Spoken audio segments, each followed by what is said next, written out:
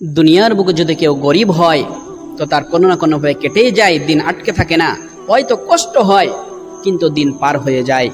কিন্তু মনে রাখবেন, কিয়ামতের দিনে যদি কেউ নিঃস্ব হয়ে যায়, কিয়ামতের দিনে যদি কেউ গরিব হয়ে যায়, তার মতো হতভাগা, তার মতো কপাল পোড়া আরেকটা নাই। রাসূল করিম সাল্লাল্লাহু আলাইহি সাল্লাম সাহাবায়ে কিরামদেরকে জিজ্ঞাসা করছেন, ও আমার সাহাবারা, তোমরা কি জানো কিয়ামতের দিন সবথেকে গরিব কে? সাহাবারা বললেন, ইয়া রাসূলুল্লাহ, আল্লাহ এবং আল্লাহর রাসূলই তো ভালো জানেন।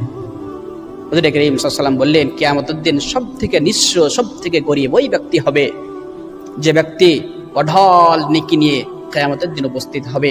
উহুদ পাহাড়ের সমান নেকি থাকবে তার, দান, খায়রাত, সাদকা, নামাজ, রোজা, হজ সমস্ত কিছু কি থাকবে তার, থাকবে তার নেকির অভাব থাকবে না। সে সেই নেকির জন্য সে মনে করবে যে আমি জান্নাতে যাব, মানুষও মনে করবে এই ব্যক্তি জান্নাতে যাবে। কিন্তু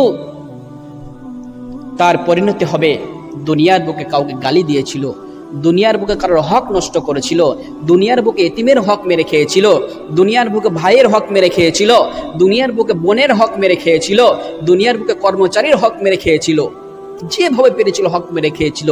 সেই সমস্ত হকদাররা কিয়ামতের দিন আল্লাহ রব্বুল আলামিনের কাছে যাবেন এবং বলবে, ও আল্লাহ তাআলা, আমার দুনিয়ার বুকে এই ব্যক্তি হক মেরে খেয়েছে, আমি এর প্রতিদান চাই। আল্লাহ তাআলা বলবেন, যা ওর নেকি থেকে তোর যতটা প্রাপ্য তুই নিয়ে নে।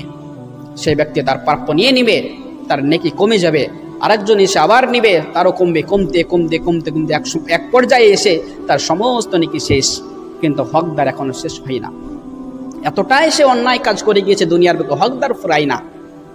হকদার আসবে এবং আল্লাহ তাআলাকে বলবে, আল্লাহ তাআলা, আমিও তো পাই এর কাছ থেকে, আমার কি হবে? আল্লাহ তাআলা বলবে, যেহেতু নেকি নাই, অতএব তোর গুনাহগুলো ওর ঘাড়ে চাপিয়ে দে, এবং হকদাররা তাদের গুনাহ ওর ঘাড়ে চাপিয়ে দিবে, এবং গুনাহর পাহাড় তৈরি হবে, এবং সেই গুনাহর পাহাড় কাঁধে করে নিয়ে এসে জাহান্নামে যাবে। এর মতো নিঃস্ব, এর মতো গরিব আর কেউ না, যে নেকি নিয়ে যাওয়ার পরেও কি করবে, গুনাহর বোঝা নিয়ে যাবে জাহান্নামে।